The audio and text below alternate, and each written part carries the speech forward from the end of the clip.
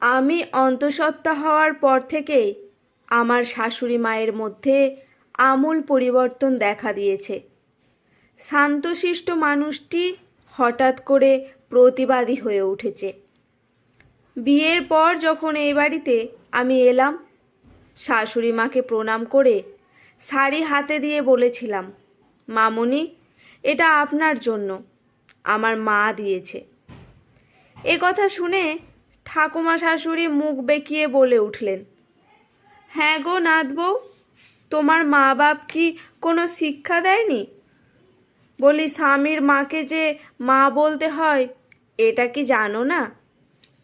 শাশুড়ি মা মুচকি হেসে আমার মাথায় হাত বুলিয়ে বললেন, থাক মা, যেদিন আমি তোর মা হয়ে উঠব সেদিন মা বলিস।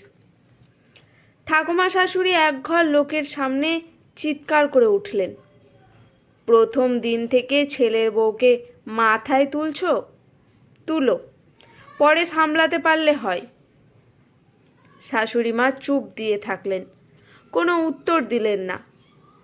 এই বাড়িতে আসার পর থেকেই দেখছি শাশুড়ি মাকে সবাই মেজাজ দেখিয়ে কথা বলে, এমনকি শুভাশিস মানে আমার বর, উনি ওনার একমাত্র সন্তান, মেজাজ দেখাতে ছাড়ে না নিজের মাকে। অথচ শাশুড়ি মা সারাদিন কাজ করে, কার কী দরকার, কে কী খাবে সব খেয়াল রাখেন, তাতেও কারো মন পান না। আমার শ্বশুরমশাই তো পান থেকে চুন খসলে শাশুড়ি মায়ের আর রক্ষা নেই।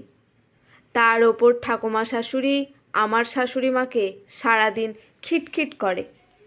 মাঝে মাঝে আমি রেগে গিয়ে শাশুড়ি মায়ের পক্ষ নিয়ে বলতে গেলে শাশুড়ি মা থামিয়ে দেন।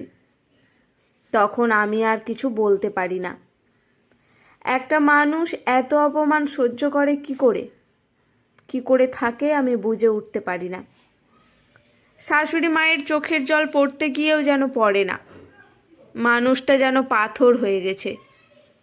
আমি একজন স্কুল শিক্ষিকা, শ্বশুরবাড়ি থেকে আমার কর্মস্থল বেশ খানিকটা দূরে, দুটো বাস পাল্টিয়ে যেতে হয়, তাই হুড়োহুড়ি করে দুটো খেয়ে বেরিয়ে যাই।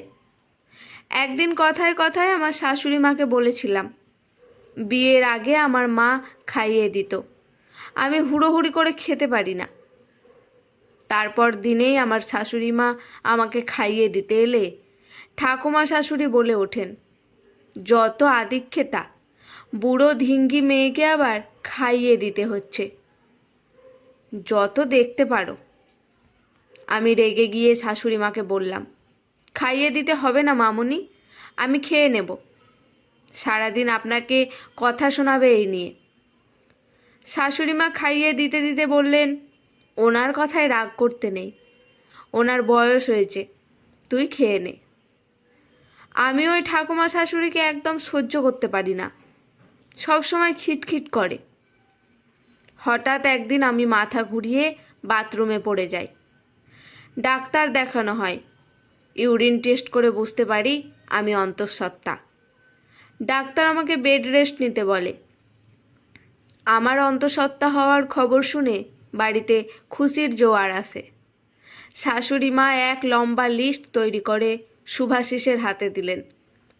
শুভাশিস ওই লিস্টে কী কী আনতে বলেছে সেগুলো জোর জোর করে আমাকে পড়ে শোনাচ্ছে। লিস্টে আছে আমন্ড বাদাম, কেশর, কাজু, ডিম, মাদার হরলিক্স, ফল, আরও অনেক কিছু। আমি শুনে লজ্জা পেলাম। লিস্টে কী কী আছে শুনে ঠাকুমার শাশুড়ি বললেন, পোয়াতি অবস্থায় এত খাওয়া কিসের? পেটে ছেলে বড় হলে সিজার করতে হবে, আর বেড রেস্ট কিসের? পোয়াতি অবস্থায় যত কাজ করবে তত কম কষ্ট পাবে সন্তান হওয়ার সময়। আমার শাশুড়ি মা ঠাকুমা শাশুড়িকে বললেন, মা, রিমলিকে মানে আমাকে যা খাওয়াবে তাই আমাদের বংশধর খাবে। মা সুস্থ থাকলে তবে সন্তান সুস্থ থাকবে, আর এখন সবার সিজার হচ্ছে। ঠাকুমা শাশুড়ি বললেন, 7 কাল গিয়ে 1 কালে ঠেকেছে, ভাতের ফ্যানটুকু পাইনি আমরা, তাতে আমরা সুস্থ থাকিনি? বা আমাদের ছেলেপুলেরা সুস্থ হয়নি? এখন ছেলের বউ আসতে তোমার যত ঢং বেড়েছে দেখছি। বলি তোমাকে কি খেয়েছিলাম? আমার নাতি কি সুস্থ হয়নি? শাশুড়ি মা কথাগুলো কর্ণপাত করলেন না, আর আমাকেও ইশারায় চুপ দিয়ে থাকতে বললেন। অবশেষে সেই দিন এলো, আমি কন্যা সন্তানের মা হলাম। হ্যাঁ, আমার শেষ পর্যন্ত সিজার হয়েছে। কন্যা সন্তান হতে শাশুড়ি মা খুশি হয়ে বললেন, বাড়িতে মা লক্ষ্মী এসেছে।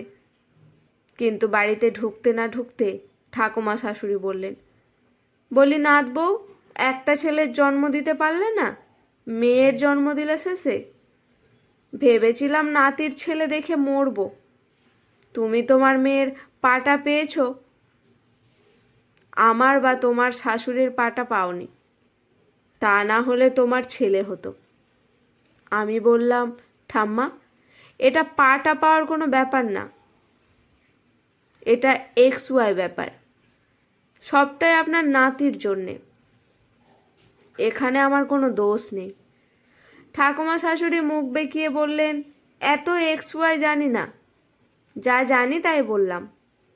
তোমার বা তোমার শাশুড়ির সাথে কথা বলা চলে না। সিজার হওয়ার জন্য শাশুড়িমা বললেন, রিমলি, তুই নিচের রুমে থাকবি, আর কোনো কাজ করবি না। 6 মাস তো রেস্ট, আমি তোর সব কাজ করব। এই কথা শুনে ঠাকুমা শাশুড়ি বললেন, এত রেস্ট কিসের? পেট কেটে মেয়ের জন্ম দিয়েছে, তাতে কষ্ট কিসের? আমাদের মতো প্রসব যন্ত্রণা সহ্য করতে হয়নি।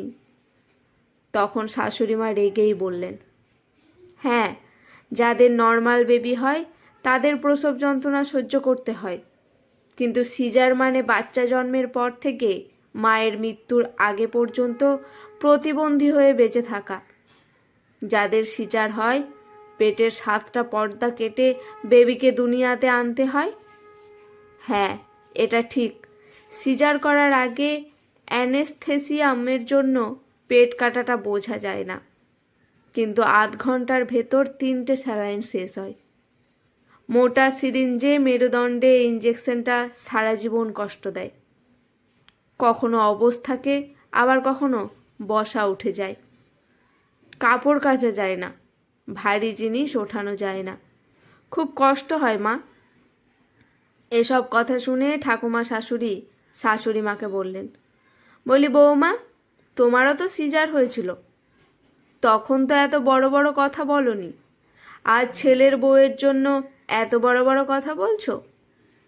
শাশুড়ি মা বললেন, আমি বলতে চেয়েছিলাম সেদিন কিন্তু আমার কথা কেউ শোনেনি, আমার কষ্টটা কেউ বোঝেননি, তাই আমি যা কষ্ট পেয়েছি তা আমি রিমলিকে পেতে দেব না। সেদিন আমার পাশে কেউ থাকেনি, কিন্তু আমি আছি রিমলির পাশে।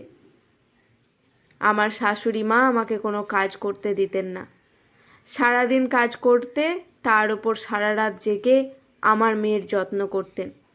যখনই আমার ঘুম ভাঙতো, আমি দেখতাম শাশুড়ি মা আমার মেয়ের যত্ন করছে। আমি স্থির করলাম শাশুড়ি মাকে আর মামনি বলে ডাকবো না, মা বলবো।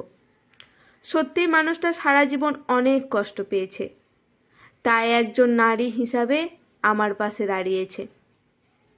আমি শাশুড়ি মাকে বললাম, মামনি, আপনাকে আর আমি মামনি বলবো না, মা বলবো, আপনি আমার মা। শাশুড়ি মা বলল, তাই বলবি, বলে জড়িয়ে ধরলেন। আমি মনে মনে বললাম, সব শ্বশুর শাশুড়ি হয় না, কিছু শাশুড়ি মাও হয়। আজকের গল্পটি এখানেই সমাপ্ত। গল্পটি কেমন লাগলো অবশ্যই কমেন্ট করে জানাবেন, ভালো লাগলে পাশে থাকবেন।